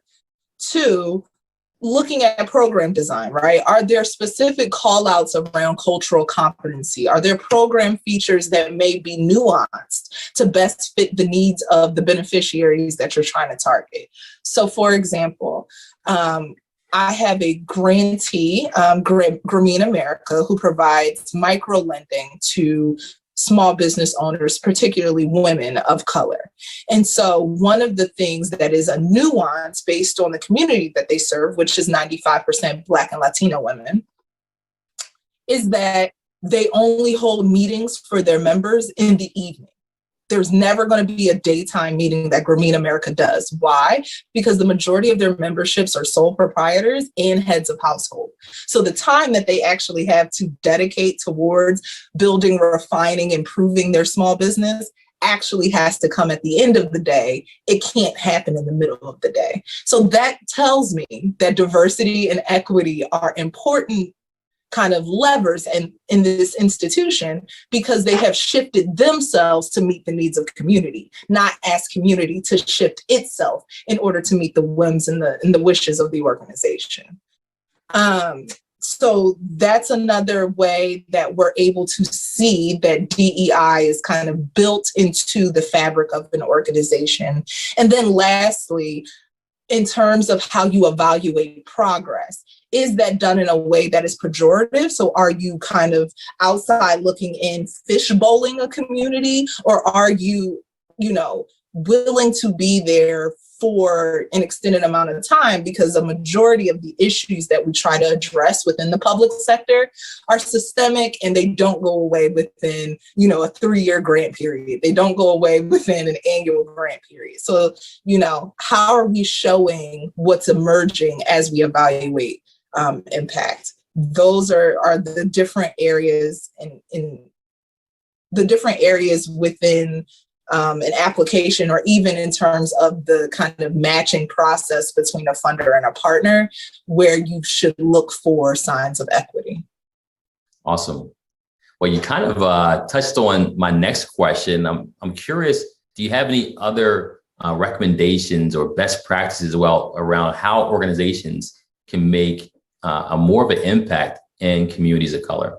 Absolutely. So one of the very base level ways, regardless of size, that you can begin to make equity kind of very explicit in your model is community engagement surveys before you go to market with a product, right? So just to talk about this from a business perspective, before you go to market with a product, you got to make sure that the people who your product is for, who your target is, that they actually want it, can actually access it, and that it actually meets the need that you're trying to fulfill. If we do that for a water bottle or a pen or an iPad or a car, stands to reason that programs where we're trying to lift people out of intergenerational poverty, programs around, education, housing, like really big, meaty issues, we have to product test that just as much as we product test any other thing in our life. So community engagement surveys, regardless of size, are a great first step to say that our organization is serious about equity, and we're thinking about what the community needs straight from the community's mouth. Mm. I think being really considerate and thoughtful about what your evaluation practices and methods are. So does it make sense, for example, for you to have a survey instrument as your evaluation lever if you're operating a nonprofit that works with children? Children cannot respond to surveys, right? You have to go to a parent for that data to be statistically sound. So a survey may not make the most sense. It may have to be an interview. It may have to be a focus group. However you decide impact, should be measured for your organization, there should, that tool should be reflective of what's best for your beneficiary, not what's necessarily easiest for you as an institution. So that's another way. And then lastly, because I like to do things in threes, another way is diversify your board. That's why we're all here today, right? Like diversify the leadership within your institutions. So even if as an executive director, you may feel like you're a little stretched in terms of reaching out to communities of color for your leadership and talent, you should be considering how you represent the communities that you serve within your board, because those are the captains of the ship, right? They ultimately are the ones who have that bottom line responsibility to the institution. So there's no one who's going to be more dedicated to the mission than someone who is impacted most directly by the services. So those are 3 actionable ways that organizations can get serious about equity. Awesome. Thank you. Of course. Well, thank you again, Aaron, for sharing. And I'm now going to transition to Monica York. As I mentioned, last but not least, it's been a pleasure to work with Monica. I know she's seen a lot in the recruitment space and working with organizations that are looking to diversify their talent. And Monica, I'd love to hear, if you wouldn't mind sharing with folks, just how we as an organization with DiverseForce, how we've worked with clients in ways that we've helped to provide a diverse slate of candidates for some of our clients. Absolutely. Happy to. So some of the things that we do that I would encourage organizations to do are to critically evaluate their job descriptions, making sure to uncover language or requirements which are biased or inequitable, or sometimes just unnecessary as related to the job. One of the things that we offer, and certainly organizations could find likewise, is leveraging robust networks that we have of a database of persons of color. So if they have professionals in their organization, if they're parts of other associations where they can connect and make sure that networks of people of color are aware of job openings, aware of opportunities with their organization, that would be helpful. One of the things that we do a great job of is attracting passive candidates because our brand is trusted. So they really need to evaluate, is their brand trusted? Because if it is, it will, and if it's not, it won't. The other thing that I think we do a great job of is creating a candidate experience that upholds and appreciates all of the identities across the range of the spectrum of diversity. And so it takes some thinking through, but I think that if organizations are purposeful, they absolutely can find ways to ensure that regardless of the individuals that are approaching their company for a position, they feel respected, they feel honored, they feel heard and seen. This is pretty simplistic and this is not new, and we do it, and organizations that do a good job with diversity do it, is to make sure that their screening process eliminates as much bias as possible, right? So you have to have very standardized questions, you have to have very standardized scoring, you have to have individuals who are trained. Let's not assume that the interviewers can carry this off without some help and assistance. And then something that I think that we also do is making sure that the interviewing process is equitable. Be sure that individuals, when they are interviewing with managers, that they have the same experience across the board, regardless of how that individual got into the pipeline, how they got into the interview funnel, their experience is the same as every other one's. And then certainly the one thing that everyone can do is ask for feedback. Individuals of color, individuals of diverse backgrounds surely have opinions. And if organizations are not seeking that post-interview or post-hire, they're missing a great opportunity to be responsive of the feedback that they get. Awesome. Well, thank you for sharing that. And I know you've also seen some cases where companies have derailed their own activities around diversifying candidate pool. Would you mind sharing some examples, without any names of companies, but some examples of that organizations can derail their diversity? Yeah, for sure. And some of these are a little bit under their radar. And so I really hope that it's helpful to know that, certainly some policies that are in place. We've seen companies that have policies that they think might be helpful or might be supportive, but really they are creating undue stress on candidates of color. And so evaluate your policies to understand, is this policy such that it might prevent diverse candidates from applying or being ideal candidates for your position? One other area is to discount transferable skills. In some industries, they have not done a good job with elevating candidates of color. And so if you're looking for someone, for example, that's got X number of years of leadership, and they've been in an industry that has not done a great job in diversity, you might be missing the opportunity if leadership is not necessarily such an important skill for the role that you're looking for, right? Evaluate the number of years that you're looking for. Is it important that someone have experience with direct management, or can they leverage their transferable skill where they were indirectly managing organizations or indirectly managing other people? I think it's important to sell diverse candidates, right? Check out your website, check out your press. Diverse candidates do their research. And so your reputation is really important, and it's going to precede any engagement that you have with that individual. So if you don't have, you can't tell the story on the phone or in person if the media hasn't preceded you in doing that. So that's really important. And I think it's also important that you are cautious about their experience, right? In the interviewing process, same thing. What language are you using? How are you approaching those candidates? Some conversations that you have with candidates of color might land differently with them than it would land with people who are not from a diverse background. So those are little ways that I think that organizations undermine their own good intentions of attracting and hiring diverse candidates. Awesome. Thank you so much, Monica. Phenomenal points. Thank you to Aaron Corbett Wright, and thank you to Malik Brown. I'm sure that everyone who heard those points we're able to take something from it and hopefully apply it to those domains of DEI that we talked about, and so many more that you have an opportunity to participate in. As someone asked about those domains, those who did register for the event, we'll make sure that you all get a copy of that as well. So again, guys, we would really appreciate everyone who participated in this program today. We're going to pull the QR code back up. We want to hear from you.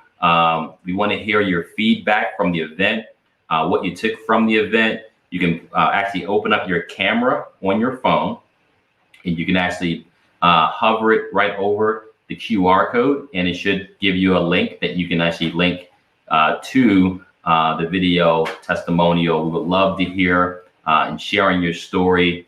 Tell us who you are as well, and we're excited to hear kind of the insights that you gained from this event.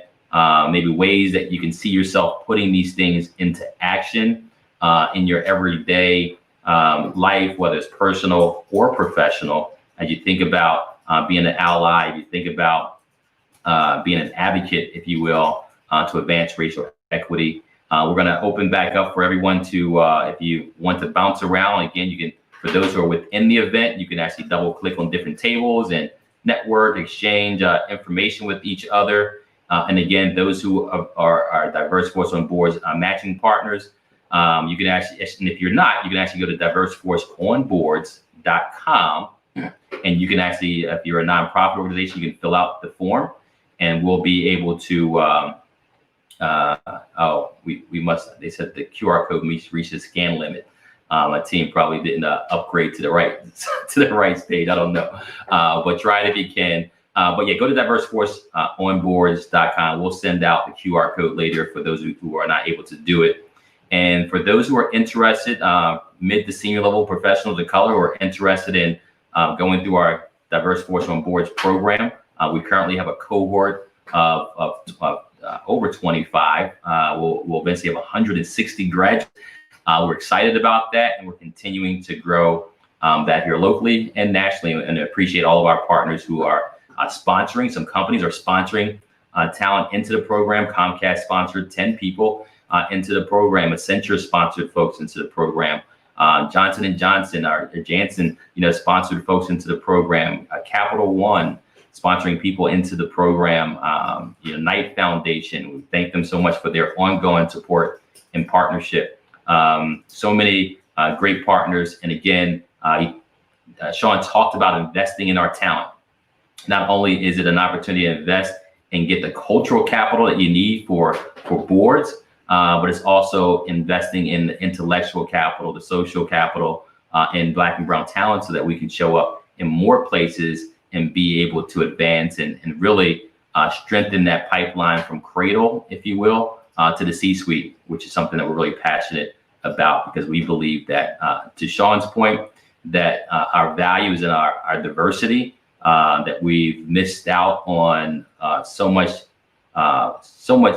opportunity. And he talked about GDP, that the pie could be much bigger if we invest in our talent. So with that, thank you again for all investing your time. That's one thing you can't give back, but we appreciate you spending that time with us, whether it was live on a platform or within our platform here. I saw a lot of great conversations that were happening at the tables and text messages that are coming through the chat right now.